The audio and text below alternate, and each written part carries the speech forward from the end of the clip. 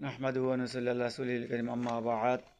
সম্মানিত দর্শকবৃন্দ, আসসালামু আলাইকুম রহমতুল্লাহি ওয়া বারাকাতুহু। সুলাইমান আলাইহিস সালামের বিচার ব্যবস্থা কৌশল। হযরত সুলাইমান আলাইহিস সালামের বিচার ব্যবস্থা দিক দিয়ে জ্ঞান এবং প্রজ্ঞা দিক খুবই প্রখর।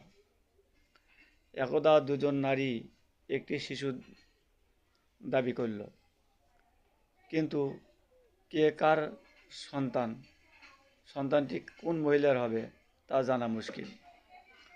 তখন সুলাইমান আলাইহিস সালাম কৌশলে বলল, ঠিক আছে, তাহলে সন্তানদেরকে দুই টুকরো করে ভাগ করে দেওয়া হোক। তখন প্রকৃত সন্তানের মা কেঁদে ফেললো যে না, সন্তানটাকে মেরো না, সন্তানটাকে জীবিত থাক, উনি দাবি করতেছে ওনাকে দেওয়া হোক। তাতে প্রমাণিত হয় যে মহিলাটি কাঁদাকাটি করলো সেই প্রকৃত সন্তানের মা। অতঃপর তাকেই সন্তানটি দেওয়া হলো, আর অপর মহিলাকে মিথ্যা বলার জন্য তাকে শাস্তি দেওয়া হয়েছে। তার বিচার ব্যবস্থার কৌশলগুলো ছিল অত্যন্ত সূক্ষ্ম।